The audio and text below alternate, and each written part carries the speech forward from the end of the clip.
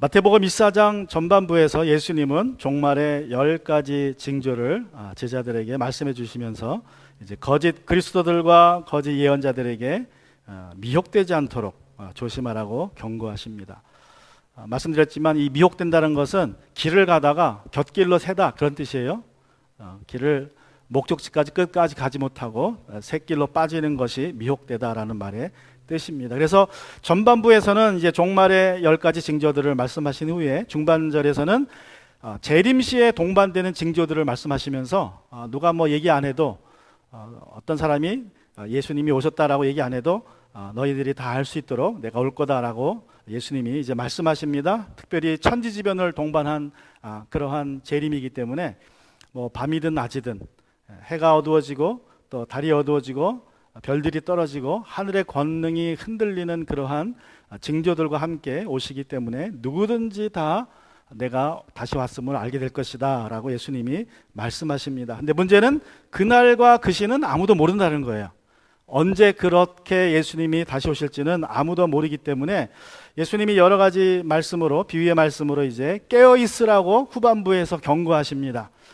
예수님이 다시 오실 때는 노아의 때와 같다고 말씀하시면서 아무도 예상치 못하는 때에 이제 예수님이 다시 오시는데 그 첫 번째 비유로 밭을 가는 두 남자 그리고 맷돌 가는 두 여자의 비유를 말씀하십니다. 그리고 도적의 비유를 말씀하시죠. 그리고 이제 지난주 살펴봤던 신실한 종과 신실하지 못한 종의 비유를 말씀하시고 이제 25장에 들어와서는 이제 열처녀의 비유를 말씀해 주십니다. 그래서 이 열처녀의 비유를 마지막으로 깨어 있으라는 그러한 경고를 이제 교훈을 주시는 거예요. 이게 마지막 깨어 있으라는 말씀의 비유입니다.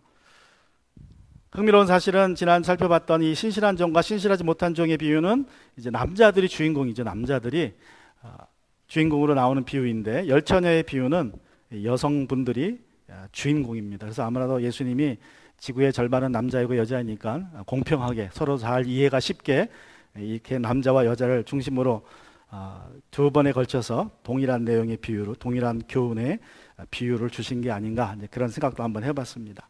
자, 25장 1절 말씀을 보시면 예수님이 그런데 하늘나라는 저마다 등불을 들고 신랑을 맞으러 나간 열처녀의 비길 수 있을 것이다 라고 말씀하십니다.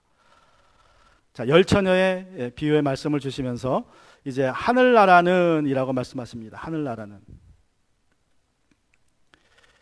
이 하늘나라라는 그 표현이 마태복음에서는 32번 나오고 그리고 마가와 누가복음에서는 5번 나옵니다.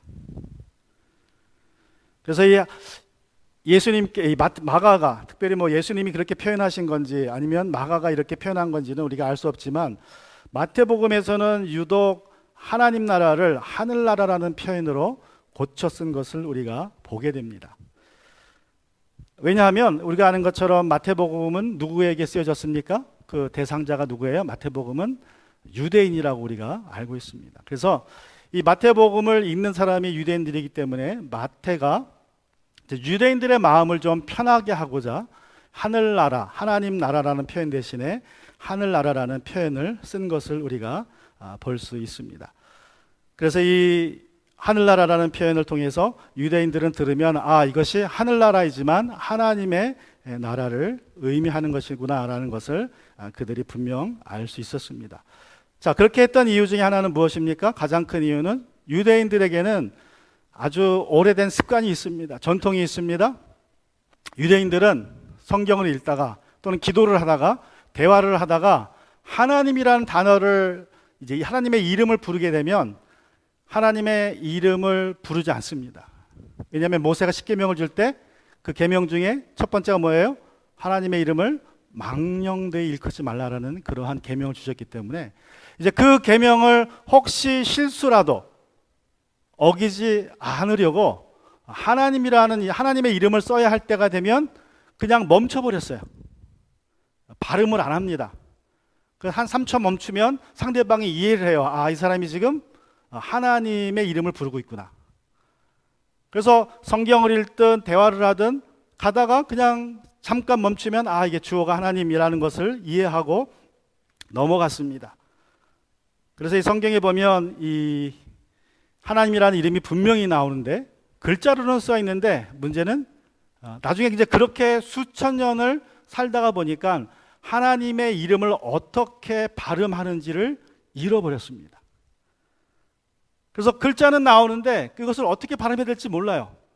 그냥 성경 읽다가 멈춰버리고 그냥 지나가니까 애들한테도 성경 읽다가 멈추면 아 이게 애들은 하나님이구나라는 것을 이해하고 말을 듣습니다. 그렇게 수천 년을 지나다 보니까 나중에 하나님의 이름을 어떻게 발음해야 될지를 완전히 잊어버렸습니다. 여러분 우리가 아는 것처럼 구약에서 하나님이라는 단어 이제 히브리어로 야훼라고 부릅니다. 근데 성경에 보면 그 번역을 주님께 또는 주 이렇게 번역을 했어요. 주님께 또는 주. 이름을 사실 의미는 뭐 우리가 대충 알지만 그 이름을 모르기 때문에 그 이름을 부르지 못하고 그냥 주라고 부릅니다. 주. 그래서 구약 성경에 보면 야훼라는 단어가 이제 나오고 영어 성경에서는 이 야훼라는 단어를 로드라는 말로 대문자로 표시를 해요. 그러면 아 이게 여호와의 이름이 지금 써 있구나 걸 우리 알 수 있어요. 우리 한국어 성경에서는 그 대문자 로드를 LORD를 주 또는 주님이라고 표현했습니다. 그럼 그거는 그냥 신이 아니라 하나님의 이름이 기록된 부분이에요. 그래서 창세기 2장 7절에 보면 이런 구절이 나옵니다.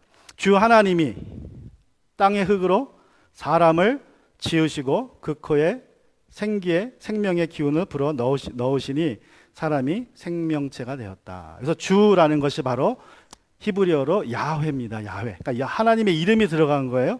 그리고 이제 하나님이라는 단어, 우리가 흔히 쓰는 하나님이라는 것이 하나님이라는 신을 상징하는 그냥 엘로힘이라는 히브리어입니다. 그래서 이렇게 구약 성경에서는 주 하나님이라고 분리되어서 이제 표기가 되어 있습니다. 그래서 여러분이 구약 성경 읽으시다가 주 그러면 그것이 하나님의 이름, 개인적인 이름이다라고 생각하시면 되고 하나님은 그냥 우리가 흔히 말하는 하나님, God을 표현하는 단어다라고 우리가 이해하시면 됩니다.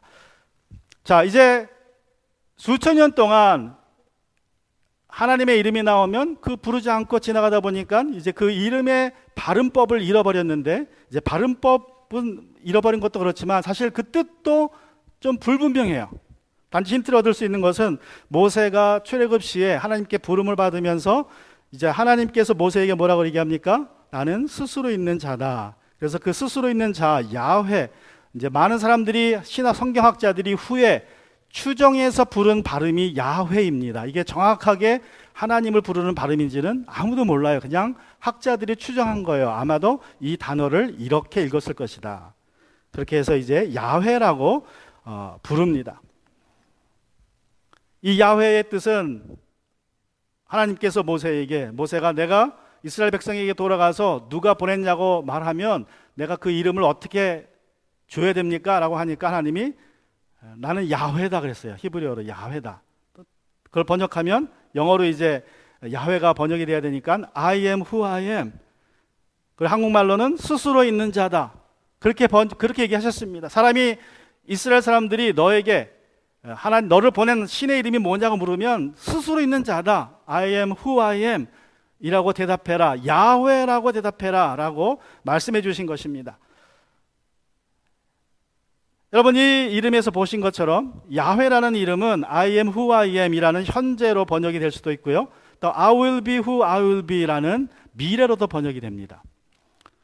좀 더 정확하게는 이 야훼라는 이 이름에는 이게 동사인데 이것에서는 시제가 없다 그래요. 그래서 원래 정확하게 표현하자면 그냥 to be, 그냥 있다, 존재하다 그런 뜻인데 문제는 시제가 없다는 거예요.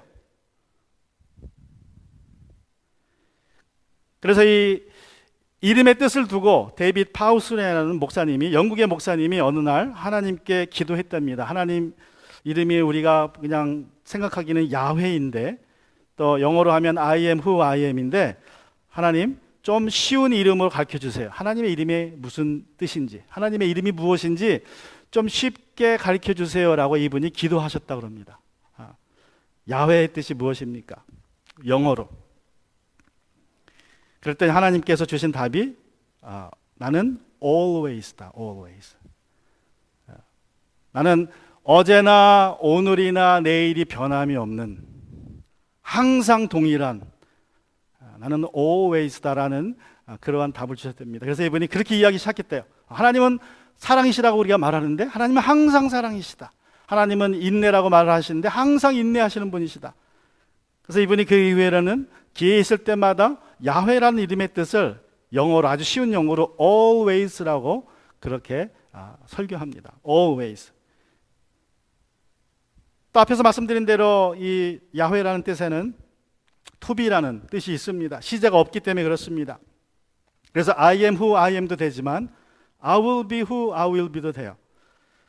이 말은 다시 말하면요, 내가 하나님은 어떤 분이다 라고 하나님을 정의를 하면 하나님은 I will be who I will be 라고 대답하실 수 있다는 거예요. 나는 하나님을 이런 분이라고 생각을 해서 이런 분으로 불러드려요. 그런데 또 하나님은 우리에게 오실 때는 그런 분이기도 하지만 또 다른 분으로, 즉 다시 말하면 하나님을 내가 어떤 분이라고 정의하는 순간 하나님은 또 다른 분으로 우리에게 다가오실 수 있다는 거예요. 다시 말하면 하나님은 내 생각보다 내 지혜보다 더 크신 분이기 때문에 우리가 감히 하나님을 어떤 분이다라고 한마디로 정의할 수 없다는 것입니다. 그래서 하나님은 내가 하나님은 사랑이시다라고 정의하는 순간 또 하나님은 또 다른 모습으로, 쉽게 얘기하면 우리는 하나님은 사랑이시다 그러면 하나님은 나에게 잘해주시는 분, 나를 잘 대우해 주시는 분, 나를 존중해 주시는 분, 나를 위로해 주시는 분이라고 이해할 수 있겠지만, 여러분 우리가 흔히 알듯이 사랑이라는 것은 그런 좋은 감정도 있지만 징계도 사랑입니다. 그죠? 그래서 하나님은 나는 그렇게 사랑으로 이해했지만 하나님은 또 다른 모습으로 우리에게 다가오실 수 있다는 거예요. 그래서 시편 18편 25절 6절에서 다윗은 이런 말을 합니다. 주님께서는 신실한 사람에게는 주님의 신실하심으로 대하시고 흠없는 사람에게는 주님의 완전하심을 보이시고 깨끗한 사람에게는 주님의 깨끗하심을 보이시며 간교한 사람에게는 주님의 절묘하심을 보이십니다. 어떤 사람이 주님을 이렇게 생각하면 그런 모습으로 다가오시기도 하지만 거기에 머물러 있는 분이 아니십니다. 내가 상상하지 못하는 모습으로 하나님은 또 우리에게 다가오세요. 그것이 바로 야훼라는 이름의 뜻입니다. 나는 스스로 있는 자다라는 이름의 뜻이라고 우리가 생각해 볼 수 있습니다. 자, 마태는 이 하나님 나라라는 표현으로 이제 하나님의 나라라는 그 표현 대신에 하늘나라라는 표현을 사용함으로써 유대인들을 당혹하게 만들지 않습니다. 이 거룩하신 하나님을 두렵고 떨림으로 대하는 유대인들에게 이제 그들이 편한 표현 방식으로 접근을 합니다. 여러분 중요한 것은 우리가 이것은 정말 유대인들에게 배워야 될 부분입니다. 그들은 너무나 하나님을 거룩한 분으로 이해했기 때문에 우리와는 전혀 다른 분으로 이해했기 때문에 감히 하나님을 하나님으로 부를 수도 없었어요. 부르지 않았습니다. 그렇게 수천 년을 지나와서 결국 하나님의 이름을 잃어버리는, 어떻게 발음해야 될지 모르는 상황까지 왔지만 그들의 마음은 하나님을 대하는 그 존경의 마음, 하나님의 거룩하심을 함부로 하지 않는 그들의 신앙을 우리가 배워야 됩니다. 그래서 작년에 정광훈 목사님이 정말 한국 교회를 발칵 뒤집었을 발언을 하셨죠. 하나님 까불면 나한테 뭐뭐해. 아주 공개적으로 많은 사람들이 보는, 수십만의 사람들이 보는 중에 그런 발언을 했어요. 물론 결국에는 많은 비난이 쏟아지자 이제 사과를 했습니다. 내가 잘못했다고. 그러나 여전히 그 위에 보면 이분이 변명을 하세요. 뭐라고 변명하십니까? 나는 하나님 앞에 어린아이다, 어린아이. 내가 어리광을 부린 거다. 내가 하나님 앞에 어리광을 부려서 그렇게 친근하게 표현한 것일 뿐이지 나는 다른 의도가 없다. 물론 이해는 됩니다. 그 말도 들으면 틀린 말은 아닐 수 있지만 여러분 중요한 포인트는 이것입니다. 만약에 누군가가 유대인들 앞에서 그런 얘기를 하잖아요. 그 사람은 당장 돌 맞아 죽습니다. 지금이라도 돌 맞아 죽습니다. 감히 하나님 이름을 그렇게 부를 수가 없어요. 아무리 좋은 의도라도 하나님의 이름을 그렇게 함부로 사용할 수 없습니다. 그거는 불경죄에 해당이 돼요. 욥기에 보면 욥의 아내가 온몸에 욕창이 나서 기왓장으로 몸을 박박 긁은 모습을 보며 이렇게 얘기했습니다. 그러자 아내가 그에게 말했다. 그러자가 뭐냐면 욥이 너무 가려워서 욕창이 나가지고 손가락도 이제 이게 시원하지 않으니까 기왓장으로 몸을 긁는 모습을 보고 그 아내가 그에게 말했다. 이래도 당신은 여전히 신실하심을 지킬 겁니까? 차라리 하나님을 저주하고서 죽는 것이 낫겠습니다. 모든 걸 다 잃었습니다. 재산 다 잃었고 10명의 자녀들 잃었습니다. 그리고 나중에는 건강도 잃어요. 하나님이 사단에게 목숨만은 데려가지 말라 그래서 목숨은 데려가지 않았지만 그가 매일 괴로울 수 있는 욕창, 피부병을 줍니다. 가려워서 견딜 수가 없어요. 냄새나는 고름으로 가득하고 피가 나는 그 모습을 보고 그 아내는 하나님을 저주하고 죽으라 그래요. 그게 차라리 낫겠다.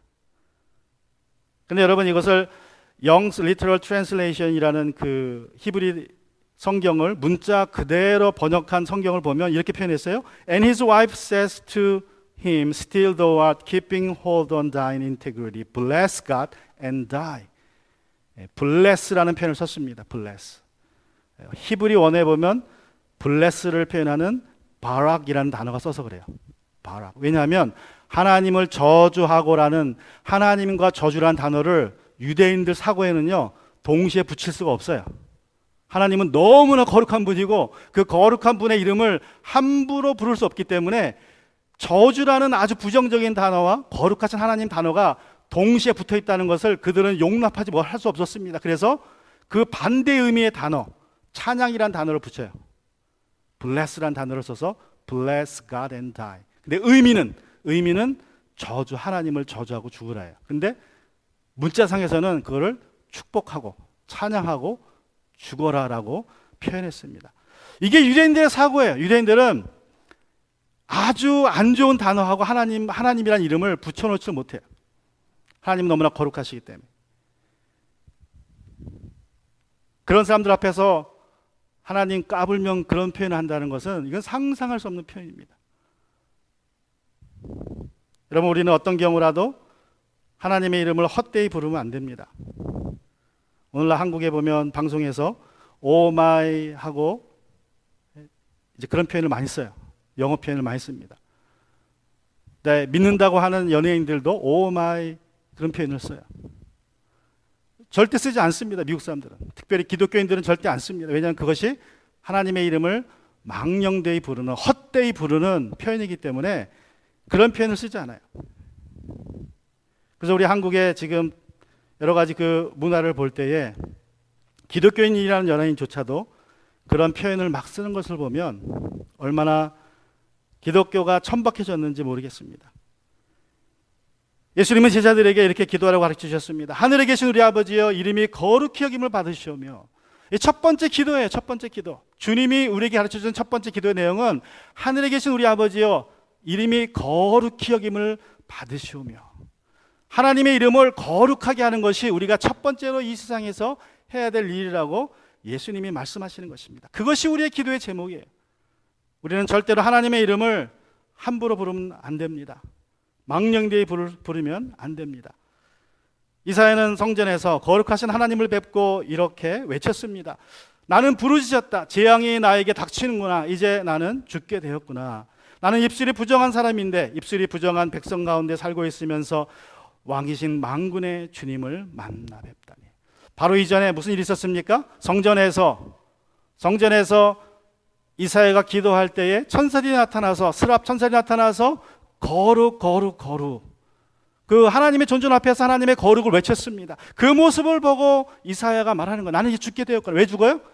하나님은 거룩하신데 나는 죄인이기 때문에 그 거룩하신 앞에서 자기가 어찌할 수 없다는 거예요. 이 이사야의 자세가 우리가 하나님을 대하는 자세여야 합니다. 하나님은 거룩하신 분이에요. 그런데 우리가 거룩하지 못해서 거룩하신 하나님이 욕을 먹고 계십니다. 사람들이 기독교를 개독교라고 부릅니다. 정말 그래서 우리가 많이 회개해야 됩니다. 이 하늘나라 지극히 유대적인 표현입니다. 그러나 우리가 한 번쯤 깊이 생각해 봐야 할 표현입니다.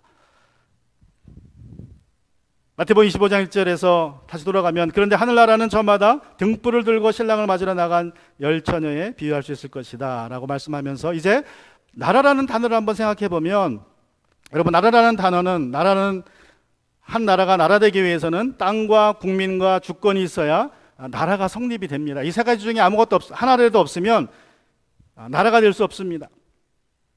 땅은 있는데 국민이 없어요. 그럼 그거는 그냥 빈 광야죠. 나라가 아니죠.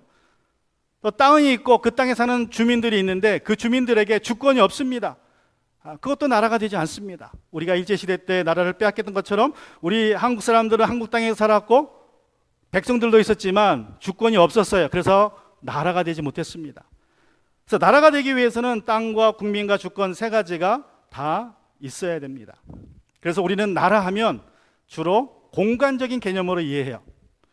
땅이 있어야지 되고 그 땅에 사는 사람들이 있어야 되고 그리고 그 사람들에게 주권이 있어야 그것이 나라라고 생각을 합니다. 근데 중요한 것은 우리가 생각하는 나라, 이 나라는 바로 공간적인 개념의 나라인데 지금 우리가 살고 있는 하나님의 나라는 공간적으로는 우리에게 와 있지 않습니다. 그래서 이 나라라는 개념을 많은 신학자들이 지금은 이것을 통치의 개념으로 이해해야 된다고 이야기를 합니다. 또 우리가 사는 나라는 대부분의 우리는 한국에서 살았고 미국에서 살고 있습니다. 우리가 살고 있는 나라는 어떤 나라를 생각해요? 나라 하면 우리는 민주주의 국가를 생각합니다. 민주주의 국가. 그것이 우리가 살았던 나라의 전부이기 때문에 미국이나 한국이나 다 민주주의를 하고 있기 때문에 우리는 나라 하면 민주주의를 생각합니다. 여러분 민주주의 국가에서는 그 주권이 국민에게 있습니다. 국민들이 선거를 통해서 대통령을 선출합니다. 며칠 전에 지난주에 한국에서 새로운 대통령이 선출되었는데 이 선거라는 것은 투표라는 것은 국민이 주권을 행사하는 아주 대표적인 그러한 민주주의의 정치 제도입니다. 그래서 국민들이 대통령을 투표로 선출하고 국회의원들을 선출하고 각종 고위 선출직 공무원들을 선출합니다. 그래서 이 영어 문화권에서는요 고위 공직자들 특별히 투표 선거를 통해서 이제 뽑히는 이 공직자들을 국민의 종이라 불러요. 국민의 종, civil servant라고 합니다. 왜냐하면 그들은 국민들이 나라를 잘 다스리라고 국민들이 가지고 있는 주권을 투표로 넘겨준 거예요. 나는 당신에게 내 권한을 주겠다, 내 주권을 주겠다라는 것을 투표를 통해서 줍니다. 그러면 가장 많은 투표권을 받은 사람이 이제 국민들의 주권을 가지고 이 나라를 통치하는 거예요. 그래서 민주주의에서는 공무원들, 선출직에 있는 사람들은 다 civil servant입니다. 종이에요. 국민의 종입니다. 그래서 우리는 나라 하면 민주주의 국가로 이해를 하고 이제 삽니다. 그런데 나라라는 뜻의 헬라어가 성경에 보면 바실레이아입니다. 여러분 많이 들어서 이제 이것은 다 아는 단어일 것입니다. 성경에서 나라라고 번역이 되어 있어요. 새 번역 성경에 보면. 근데 그 단어의 뜻은 바실레이아, 왕이 다스리는 나라입니다. 왕에게 주권이 있는 나라예요. 땅도 있고 백성도 있고 주권도 있는데 중요한 것은 그 주권이 백성에게 있지 않고 왕 한 사람에게 있는 나라가 바로 바실레이아입니다. 성경에서 말하는 나라라는 것은 다 왕국이지 민주주의 국가가 아닙니다. 그래서 예수님이 다시 오시면 천년왕국이 시작되는데 그건 천년왕국이에요. 천년 민주주의가 아닙니다. 예수님이 왕으로 다스리는 나라가 시작되는 것입니다. 민주주의는 모든 인간이 다 평등하게 하나님 앞에서 죄인이라는 성경적인 원칙 위에 시작된 정치제도입니다. 이 약한 인간이 자신에게 권력이 주어지고 재력이 주어지면 어떻게 됩니까? 사람은 권력이 주어지고 재력이 주어지면 타락해요. 거의 예외가 없습니다. 모든 사람이 자기에게 권력이 주어지면 타락하게 되어 있습니다. 그래서 이제 그것을 방지하고자 어떻게 했습니까? 미국이 청교도들이 유럽에서 왕들의 핍박을 피해서 미국에 건너와서 시작한 것이 공화제입니다. 공화제. 민주주의는 아니에요. 사실은 정확하게 말하면 공화제입니다. 공화제는 뭐예요? 공화제는 법으로 다스린단 말이에요. 헌법으로 세상을 다스리는 게 공화제입니다. 민주주의는 뭡니까? 민주주의는 다수결로 다스린다는 거예요. 다수결의 사람의 뜻이 법이 되는 게 민주주의입니다. 그래서 사실 이 민주주의와 공화제는 달라요. 미국은 공화제지 민주주의는 아니에요. 공화제가 먼저입니다. 법이 세상을 다스리고 법이 누가 죄인이고 누가 의인임을 구분해줘요. 그게 공화제입니다. 근데 민주주의는 뭐예요? 다수가 결정하면 그게 법입니다. 그럼 다수가 누가 죄인이고 누가 죄인이 아니라고 결정을 해버려요. 그죠? 한국에서 그런 일이 벌어졌죠? 다수가 결정하니까 순식간에 대통령이 죄인이 돼버리는 거예요. 다수가 결정하면 그냥 정상적인 사람이 죄인이 되는 것이 민주주의입니다. 그래서 이 민주주의라는 것은 사실상 이거는 전체주의에 가까울 수 있어요. 사회주의에 가까울 수 있습니다. 공산주의. 그래서 북한도 공식적인 국가 이름이 뭐예요? 인민민주주의국, 조선민주 인민민주주의 국가가 북한입니다. 북한이란 이름, 대부분의 사회주의 공산주의 국가의 이름에도 보면 인민민주주의라는 단어가 들어가요. 왜 그래요? 인민들이 다수로 결정하는 게 법이기 때문에. 근데 문제는 그 북한이나 같은 이런 나라에서는 투표가 공개 투표입니다. 누가 누굴 투표했는지 다 알아요. 반대 투표를 하면 그 사람 어떻게 됩니까? 쥐도 새도 모르게 죽어요. 그러니까 그냥 어쩔 수 없이 독재자의 뜻에 따라 투표를 해버리게 돼요. 그리고 그 정치인은 뭐라 그러면 권력자는 사람들이 인민들이 나를 뽑았다. 인민들이 이렇게 하기 원한다라고 그 숫자를 가지고 노름을 합니다. 그래서 여러분 이 민주주의는 엄격한 의미에서 보면 공화제하고는 좀 틀립니다. 민주주의는 다수가 법인 제도입니다. 그래서 법이 있어도 다수가 결정하면 법이 무시가 돼요.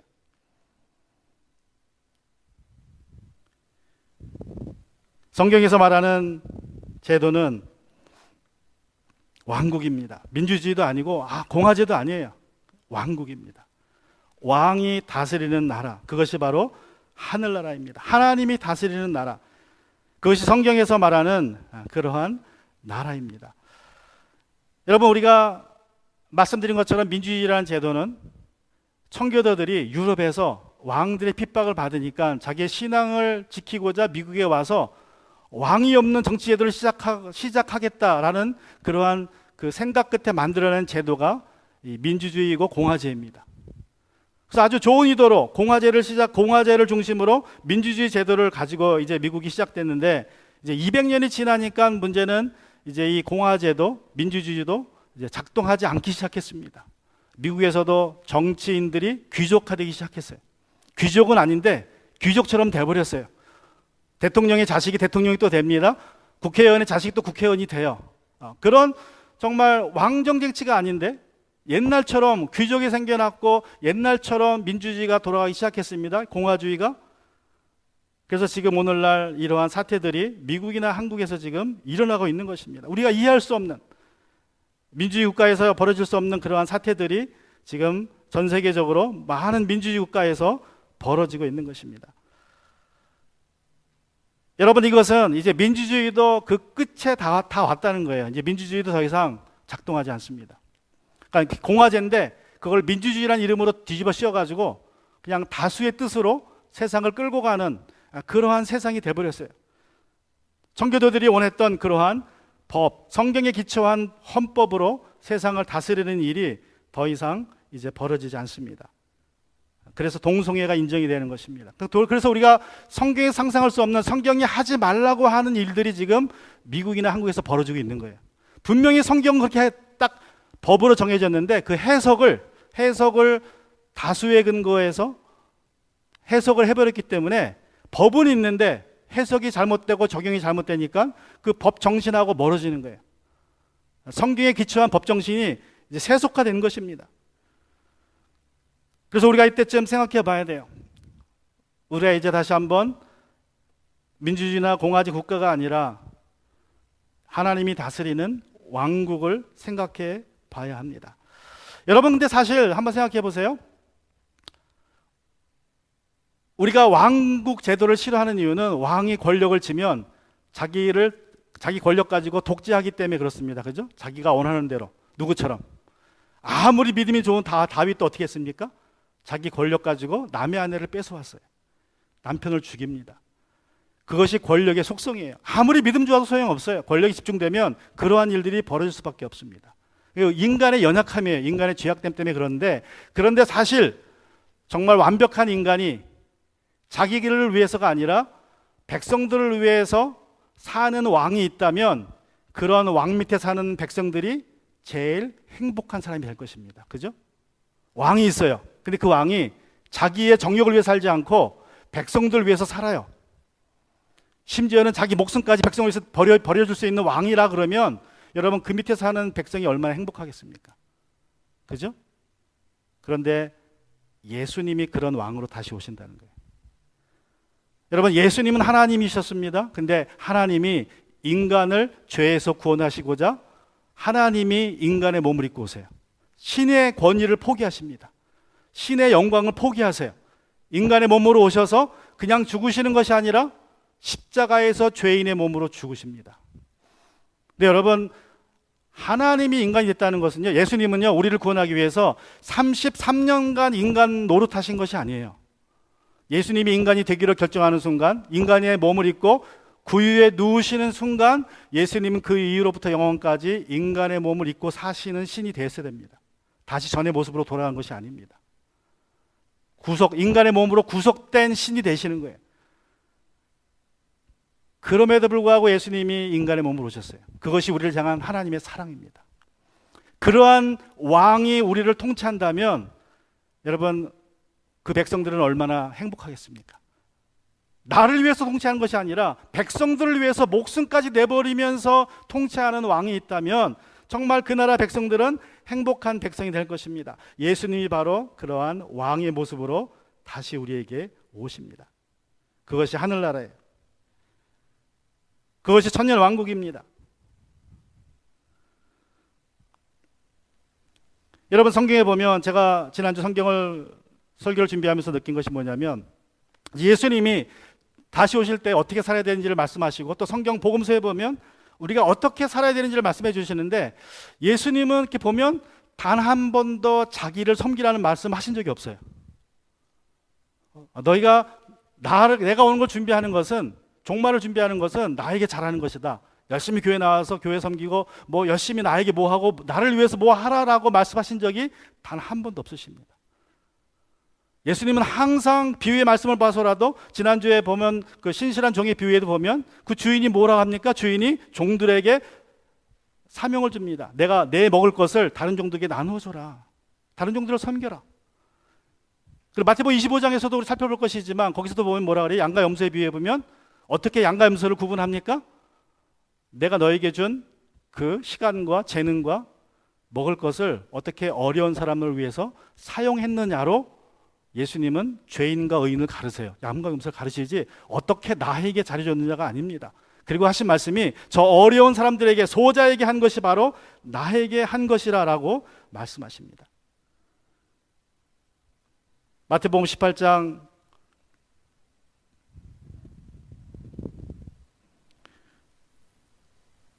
마태복음 18장에서 예수님이 뭐라고 말씀하십니까? 소자에게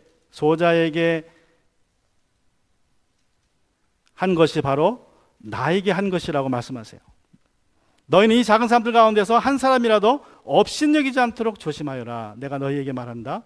하늘에서 그들의 천사들이 하늘에 계신 내 아버지의 얼굴을 늘 보고 있다. 이러한 분이 우리의 왕이 된다면 정말 우리는 행복한 백성으로 살게 될 것입니다.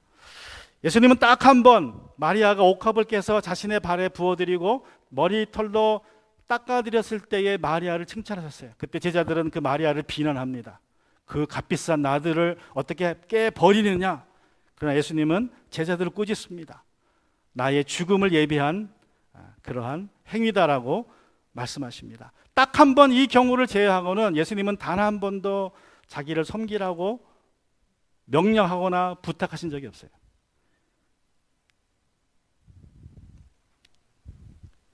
여러분, 예수님은 섬김을 받으러 오신 왕이 아니라 섬기는 왕으로 세상에 오셨습니다. 섬기는 종으로 오셨습니다. 예수님처럼 섬기는 왕 밑에서 우리가 살게 된다면 우리는 세상에서 제일 행복한 백성들이 될 것입니다. 그런데 인간은 죄인이고 우리가 사는 세상은 타락한 세상이기에 인간을 왕으로 섬기는 것은, 인간을 권력자로, 왕이 아니더라도 권력자로 섬기는 것은 매우 위험합니다. 그래서 천년왕국에서는, 하늘나라에서는 오직 예수님만이 우리의 왕이 되셔야 합니다. 여러분, 예수님이 왕 되신 그 나라가 바로 하늘나라예요. 하늘나라, 하나님 나라입니다. 교회가 이 땅에서 하늘나라의 분점이 되어야 하는데 오늘날 교회는 그렇지 못합니다. 미국 상원의원의 채플이었던 리차드 헐버슨 목사가 1984년에 장로교 총회에서 이렇게 말했습니다. 처음에 교회는 살아계신 그리스도를 중심으로 모인 남자와 여자들의 교제였다. 그 후에 교회는 그리스로 가서 철학이 되었다. 그 후에 로마로 가서 기관이 되었다. 그 다음에 유럽으로 가서 문화가 되었고 마침내 미국에 가서 기업이 되었다. 그런데 수년 전에 쿠어바디스라는 영화를 감독한 김채환 감독이라는 사람이 이렇게 얘기했다 그러죠. 교회가 한국에 와서 대기업이 되었다. 이것을 손석희 씨가 JTBC에서 인용하면서 한국교회를 비판했습니다. 오늘 아침에도 어떤 남자가 전화를 했어요. 교회에. 모르는 전화가 딱 떠서 제가 받았습니다. 그랬더니 남자 목소리더라고요. 아주 겸손하고 부드럽게 얘기하는데, 목사님, 제가 농사를 짓습니다. 유기농으로 짓습니다. 오늘 가능하면 예배 끝나고 성도님들한테 주차장에서 자기가 농사진 유기농 채소를 좀 팔고 싶은데 그렇게 해도 될까요? 아주 겸손하게 물어보시더라고요. 그래서 제가 죄송하다고, 우리는 교회고 예배 드리는 곳이기 때문에 그렇게 할 수 없다고 말씀을 드렸습니다. 오늘날 교회가 교회되지 못했기 때문에 교회 안에서 여러 가지 일들이 벌어지고 있습니다. 만인이 기도해야 될 집에서 기도하지 못합니다. 여러분, 저는 이 코로나 팬데믹을 통해서 하나님이 교회의 거품을 빼고 있다고 생각합니다. 여러 번 말씀드렸지만 코로나 팬데믹을 통해서 하나님은 세상의 권력자를 두려워하는 교회와 오직 하나님을 두려워하는 교회로 나누고 계십니다. 코로나 백신을 통해서 하나님을 두려워하는 자와 만몬을 두려워하는 자를 나누고 계십니다. 구분하십니다. 리차드 웸블런트 목사님이 아주 오래전에 이렇게 말씀하셨어요. 지하교회 성도들은 감옥이나 고문을 겁내지 않는다. 초대교회에서 그랬듯이 핍박은 단지 그들을 더 깊은 헌신으로 이끌 뿐이다. 코로나 팬데믹은 지하교회를 준비하라는 하나님의 경고입니다. 우크라이나 전쟁이 시작되면서 더 이상 코로나를 언급하지 않습니다. 코로나 백신이 언론에서도 사라졌습니다. 한국도 코로나 방역을 풀었고 미국도 풀었습니다. 이제 한국에서 자가격리를 하지 않는다 그래요? 이상하지 않습니까? 한순간에 코로나가 사라졌습니다. 전쟁이 다가왔습니다. 언론은 온통 우크라이나 전쟁으로 부닥칠 경제 위기와 식량 위기를 보도하고 있습니다. 지금 캘리포니아에서 기름값이 7불이 됐다고 합니다. 7불이. 플로리다에서 4불이 되었습니다. 미국이 이제 앞장서서 러시아 경제 제재를 하고 있는데 이제 앞으로 더 식량난이 어려워질 것 같습니다. 살기는 더 힘들어질 것입니다. 또 이 전쟁을 핑계로 러시아나 미국과 각 나라들이 디지털 화폐를 준비하고 있습니다. 지난 3월 9일에 바이든 대통령이 미국 행정명령을 내렸습니다. 그 행정명령의 내용은 암호화폐를 개발하고 사용자를 보호하기 위해 정책을 만들 것이다라는 그러한 발표입니다. 이제 달러가 사라지고 이제 암호화폐, 모든 돈이 숫자화되는, 디지털화되는 시대로 들어가는 것이 어쩌면 이 우크라이나의 전쟁이 일어난 이유일 수도 있습니다. 여러분의 가진 돈이 은행에 들어가서 숫자가 된다면 어떤 일이 벌어질 수 있습니까? 여러분은 아주 쉽게 통제될 수 있습니다. 캐나다 트럭 모는 사람들이 한참 시위를 했죠. 그래서 트럭을 몰고 미국 국경으로 넘어왔습니다. 근데 막았어요. 못 움직이게. 그랬더니 많은 사람들이 헌금 도네이션을 했습니다. 그래서 수백만 불이 불과 며칠 사이에 모아졌어요. 인터넷을 통해서 사람들이 막 도네이션을 해가지고 그 트럭커들을 돕겠다고 돈을 막 헌금해서 수백만 불이 모아졌는데 미국 정부가 그걸 막아버렸습니다. 돈을 못 건너주게. 그러니까 돈이 인터넷으로 도네이션이 됐는데 그 전달을 못하는 거예요. 그걸 막아버려가지고. 지금 전쟁이 나가지고 러시아가 어떻게 됐습니까? 스위프트라는 국제 그 돈 통화를 왔다 갔다 하는 보낼 수 있는 그 시스템에서 러시아를 빼버렸죠. 그러니까 러시아가 돈이 있어도 돈을 못 줍니다. 받을 돈이 있어도 못 받아요. 그냥 전자거래를 막아버리니까 다 막힌 거예요. 암호화폐가 나온다는 말은 바로 그럴 뜻이 있습니다. 내 돈이 다 은행에 있고 컴퓨터에 있는데 정부가 내 계정을 막아버리면 내가 돈이 있어도 못 쓰는 거예요. 경제활동을 못 해야 되는 것입니다. 생존 자체가 위협을 받는 그러한 시대가 될 수 있다는 것입니다. 한국에서 부정선거가 일어났다고 다 알고 있는데 미국에서도 일어났었고 한국에서도 또 일어났는데 이런 부정선거가 왜 계속 일어납니까? 결국 부정선거를 방지하겠다고 이 부정선거를 다른 방식의 컴퓨터 방식의 블록체인이라는 방식으로 선거 방식을 바꿔버릴 수 있습니다. 좀 어려운 얘기지만 블록체인이라는 기술이 들어가면 그 추적을 못해요. 그 블록체인 기술은요 추적이 거의 불가능합니다. 전문가가 아니면 못합니다. 종이로 투표하면 부정선거다 그러면 어떻게 하면 되니까 다시 세면 돼요. 그죠? 세가지고 누구한테 몇 표 갔다, 누구한테 어떤 표가 도장이 안 찍혔다. 그러면 아주 구분이 쉽습니다. 며칠이면 끝나는데 이게 자꾸 문제가 생기니까 컴퓨터도 문제가 있다 그러면 우리 블록체인이라는 기술 씁시다. 암호화폐 쓰는 기술인데 안전합니다. 그런 기술을 써서 선거를 하잖아요. 그러면 부정투표를 해도 밝힐 수 있는 방법이 없습니다. 그러니까 더 무서운 시대로 가는 거예요. 어떻게 보면 지금 우크라이나 전쟁이 이 세상을 디지털화하기 위한 그러한 근거가 되기 위해서, 이유가 되기 위해서 그렇게 하는 것이 아닌가 하는 염려가 듭니다. 빌 게이츠가 며칠 전에 이야기했어요. 빌 게이츠 predicts this technology will replace smartphones. 여러분 앞으로 몇 년 안에 여러분이 더 이상 스마트폰을 들고 다니지 않을 수 있는 기술이 상용화 될 수 있다고 합니다. 그 기술의 내용이 뭐냐면 스마트 태투라고 해요. 스마트 태투. 전자문신입니다. 전자문신. 여러분 몸에 전자문신을 딱 해놓으면 스마트폰이 필요 없다는 말은 뭡니까? 통화도 될 수도 있고 은행 결제도 할 수 있고 여러분 스마트폰이 할 수 있는 모든 일을 여러분 몸으로 할 수 있는 시대가 곧 다가오고 있다는 거예요. 그러면 돈도 암호화폐 디지털화 돼야 됩니다. 모든 것이 다 컴퓨터로 돌아가는 거예요. 그런데 그 컴퓨터로 돌아갈 수 있다는 말은 모든 것이 컴퓨터로 돌아가면 여러분의 삶은 순식간에 통제받게 됩니다. 100% 통제받게 됩니다. 여러분 인간이 다스리는 세상은 결코 완벽할 수 없습니다. 죄성을 가진 인간이 왕이 되어서 모든 권력과 돈을 쥐게 되면 누구나 악한 독재자가 될 수밖에 없습니다. 전기도들이 미국에 와서 하나님의 말씀을 기초로 하여 공화제를 시작했지만 이제 그 공화제도 끝이 기운이 다 한 것 같습니다. 세상이 너무나 세속화되었고 교회는 기업화되었습니다. 세상의 만문을 신으로 따르는 사람들이 가득합니다. 이제 다시 교회가 지하교회로 내려가야 하는 시대가 된 것 같습니다. 이에 대해서 작년 12월 29일 날 제가 여러분에게 카톡으로도 보내드린 것 같은데 브라이언 박이라는 목사님이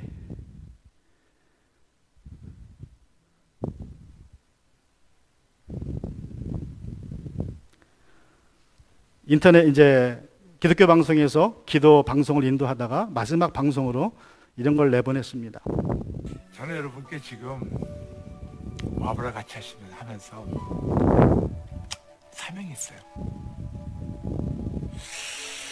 사명이 뭐냐? 저는 2022년을 바라보면 잠깐만 어떤 마음이 드는지 아세요? 2022년 언제인지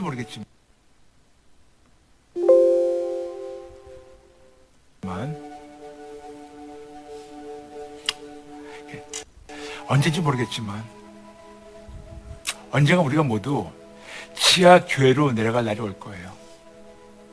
카타콤. 역사는 반복합니다. 2000년 전에 우리의 믿음의 선조들이 온갖 핍박을 당하면서 땅에 굴을 파고 들어가서 신앙을 지켰어요. 2020년이 안 되면 좋겠습니다. 그렇지 않으면. 근데 언제인지 모르겠지만 언젠가는 우리가 땅굴을 파고 들어가서 우리의 신앙을 지킬 수밖에 없는 날이 올 거예요.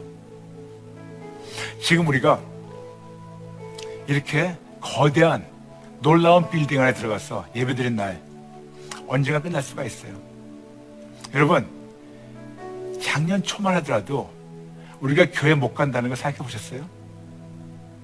그리고 이제는 교회 다니는 크리스찬이라면 마치 병균을 나누는 사람같이 보여요. 크리스찬 그러면 마치 모두 복균자같이. 상상이나 했습니까? 그러나 그 핍박이 이제 시작이에요. 언젠가 우리가 카타콤에 들어가서 신앙을 지킬 수밖에 없습니다. 그래서 2021년을 마치며 CTS 사역을 이제는 마치며 2022년 여러분과 함께 어떻게 하면 진짜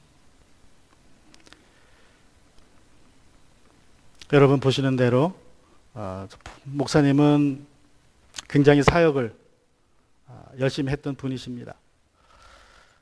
근데 저분이 죽기까지 그 위기를 보시면서 신앙을 내릴 수밖에 없는 결론은 이제 어쩌면 우리가 다시 초대교회처럼 지하교회로 가야 한다는 그런 생각 속에서 방송을 접고 지하교회를 준비하는 사역을 시작하셨습니다. 마태복음 25장 1절에 보면 그런데 하늘나라는 저마다 등불을 들고 신랑을 맞으러 나간 10처녀에 비길 수 있을 것이다 라고 예수님이 말씀하세요. 여러분, 하늘나라는 시작됐습니다. 근데 신랑이 오십니다. 왕이 오십니다. 그 왕을 맞으러 나가는 10처녀는 바로 저와 여러분입니다. 지금 이 시대에 우리가 어떻게 살아야 할지에 대해서는 다음 주에 보다 자세히 말씀을 나누겠습니다.